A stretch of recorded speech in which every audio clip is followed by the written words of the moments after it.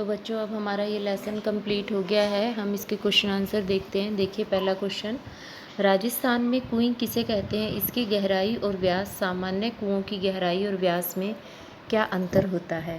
राजस्थान में कुएं यानी जो कुएं का, यदि कुआं पुल्लिंग है तो कुएं स्त्रीलिंग है। कुएं में पाताल का पानी होता है जबकि कुएं में रेजानी पानी इकट्ठा होता है।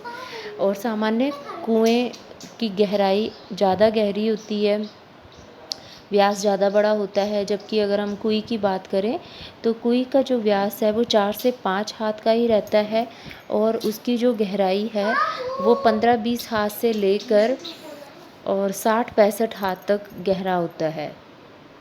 दिनों दिन बढ़ती पानी की समस्या से निपटने में यह पाठ आपकी कैसे मदद कर सकता है तथा देश के अन्य राज्यों में इसके लिए क्या उपाय हो रहे हैं, जानें और लिखें।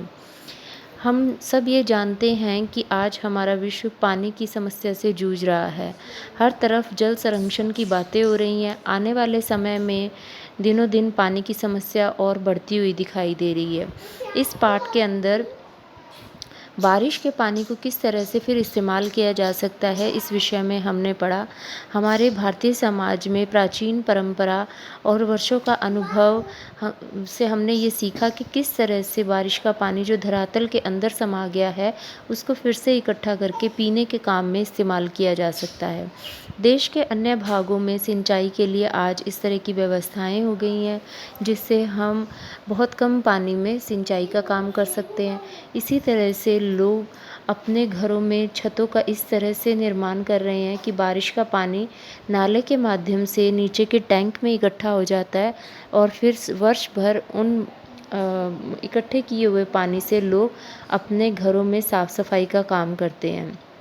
इसी तरह से आज अलग अलग राज्यों में सरकारें मुहिम चला रही हैं क्योंकि प्रत्येक घर में आजकल आरओ लगा हुआ पाया जाता है। आरओ में जो बहुत सारा पानी बाहर निकलता है उस पानी को फिर से इस्तेमाल करने के लिए मुहिम चलाई जा रही है कि उसे अपने किचन गार्डन में इस्तेमाल किया जा सकता है या टॉयलेट में या स्वच्छता या साफ़ सफाई झाड़ू पोछा के लिए उस पानी को इस्तेमाल किया जा सकता है। उसी तरह महाराष्ट्र सरकार ने तो यहाँ तक भी कहा है कि आप अपने घर में एक बाल्टी लगाइए।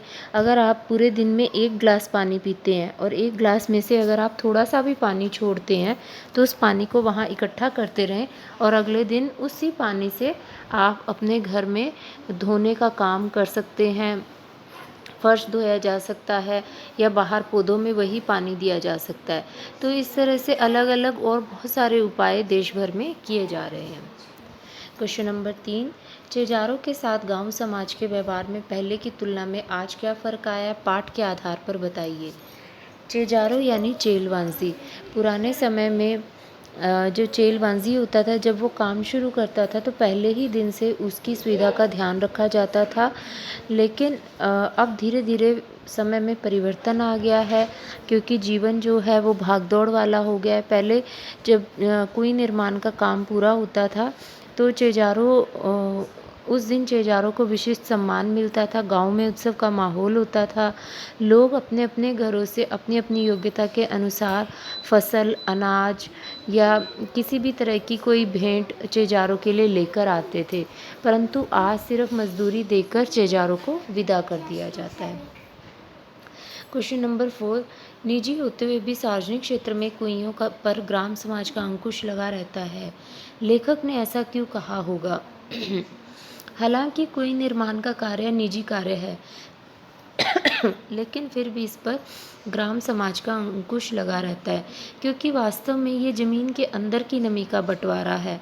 अगर गांव समाज इस पर नियंत्रण नहीं रखेगा तो बहुत संभव स्थितियां ये बन सकती हैं कि जो आर्थिक दृष्टि से संपन्न परिवार हैं वो अधिकाधिक कुइयों का निर्माण कर ले और गांव के कुछ एक व्यक्तियों को तो बहुत पानी उपलब्ध हो और उस पानी का दुरुपयोग भी हो, और जबकि जो परिवार आर्थिक दृष्टि से उतने संपन्न नहीं है हो सकता है उनको पीने के लिए भी पानी के लिए तरसना पड़े। इसके साथ साथ उन पर ताला लगा कर रखना, एक निर्धारित समय पर ताला खोलना, कुएं के पानी का अलग अलग परिवारों में सदस्यों के हिसाब से बंटवारा करना, ये इस तरह के काम हैं जिसमें समाज का अंकुश लगना अनिवार्य है ताकि पानी का समान रूप से बंटवारा हो सके। क्वेश्चन नंबर 5, कुएं निर्माण से संबंधित निम्न शब्दों के बारे में जानकारी प्राप्त करें। पालर पानी, पाताल पानी, रिजानी पानी। हमने पाठ में पढ़ा पालर पानी यानी बारिश से सीधा प्राप्त होने वाला पानी, पाताल पानी यानी धरती के अंदर पाताल में समाया हुआ पानी, पाताल पानी यानी धरती के अंदर समाया हुआ पानी जो कुएं इत्यादि के माध्यम से हम लोग प्राप्त करते हैं, और रिजानी पानी यानी वर्षा का वो पानी जो धरातल में तो समा गया लेकिन पाताल तक नहीं पहुंचा है। जिस तरह से हमने कुएं निर्माण में रिजानी पानी की बात की, तो इस तरह से ये पानी के 3 अलग अलग रूप बताए गए हैं। धन्यवाद।